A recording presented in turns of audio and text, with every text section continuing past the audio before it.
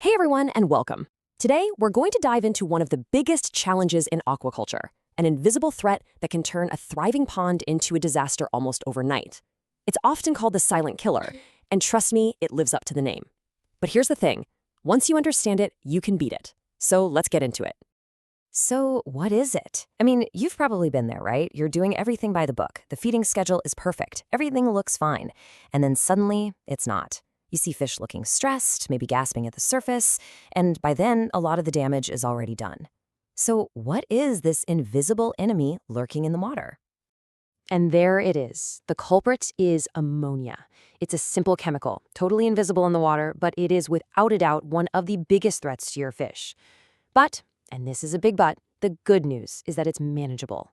Once you get how it works, you can absolutely control it. And that control, well, that's the real secret to a healthy, productive farm.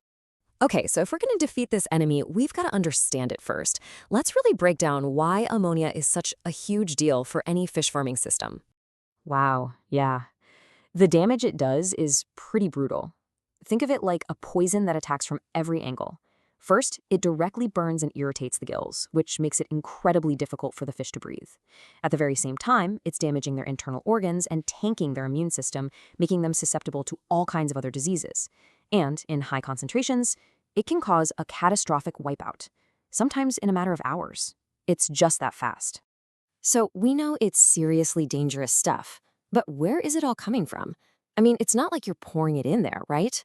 Figuring out the source is always the first step to getting things under control. It really boils down to two main things.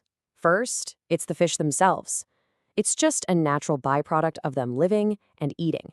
They release ammonia directly from their gills and, of course, in their waste. And then there's the other big one, decomposition. Any of that uneaten feed that sinks to the bottom, along with any other organic stuff down there, starts to rot. And as it breaks down, it just pumps more and more ammonia right into the water. And this right here, this is what makes ammonia so incredibly sneaky. See, its toxicity isn't a fixed number. It changes based on the water conditions. In cooler water with a lower pH, it's not great, but it's much less of a threat. But as the water warms up and the pH level rises, that exact same amount of ammonia becomes way, way more toxic. A level that was just a minor problem on a cool morning can become absolutely lethal by a hot afternoon. Your pond can literally go from safe to a death trap in a few hours, without the total amount of ammonia changing at all. All right, enough of the scary stuff. We get it. It's dangerous, it's sneaky. Now for the good part, how we fight back. Let's get into the practical, proven tools that every successful farmer has in their toolkit to keep this stuff in check. So your first line of defense is actually just working with your pond's natural ecosystem. It all starts with smart feeding. Honestly, overfeeding is probably the #1 cause of ammonia spikes, so a simple rule is to only give them what they can gobble up in a few minutes. Anything more is just feeding the problem. And your other huge natural ally? It's something that's already living in your pond, good bacteria.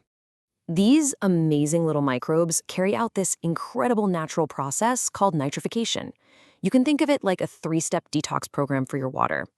First, one group of bacteria comes along and eats the toxic ammonia. They convert it into something called nitrite. Now, nitrite is still pretty harmful, but then a second group of bacteria steps in and consumes that nitrite, turning it into nitrate, which is, way, way less toxic for your fish. So yeah, I love this phrase. They are literally your microscopic cleanup crew, working for you around the clock, 24/7. They're constantly taking this dangerous poison and turning it into a much safer compound. So a huge part of your job is just to create an environment where this cleanup crew can thrive. Now, besides the natural stuff, we've got some more hands-on tools. Aeration is absolutely crucial. And not just for the fish. Remember that cleanup crew? They need oxygen to do their job effectively. Water exchange is kind of the classic fix. You're just diluting the ammonia by adding fresh water. And in more high-tech systems, biofilters are basically luxury apartments for your good bacteria, giving them a massive amount of surface area to live on and just constantly clean that water as it flows past. Okay, so using these tools is great, but the real secret to success, the real goal, is to get ahead of the problem. You see, successful aquaculture isn't about running around putting out fires all day. It's about building a system where those fires don't start in the first place. It's about prevention.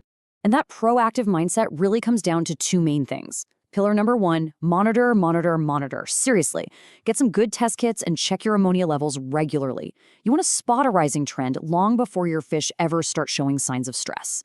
And pillar number 2, prepare your pond properly from the very beginning. A well-prepared pond helps establish that healthy microbial ecosystem from day one, which dramatically lowers your risk of those dangerous spikes down the road. And the difference this proactive approach makes is, well, it's night and day. On one side, you've got the high ammonia pond. The fish are stressed, they grow slowly, and you're living with this constant risk of a massive die-off. And on the other side, you have a managed pond. The fish are healthy, they're growing fast, and you have a stable, predictable, and profitable system. I mean, it's a pretty clear choice, right?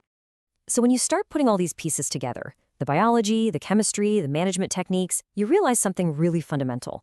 You start to see what really separates the farms that struggle from the ones that truly thrive. It's about mastering a world that you can't even see. And this quote right here just nails it. This is the whole thing in a nutshell. Real success in this business isn't just about feeding fish. It's about managing the invisible chemistry of the water they live in. Because if you get the water right, the fish will thrive. It's a total shift in perspective, and it is everything. So, that brings us to the final question, and it's one I want you to really think about. Take a hard look at your own farm, your own ponds. Are you truly managing your water, or are you just feeding your fish? The answer to that question might just be the key to unlocking a whole new level of success.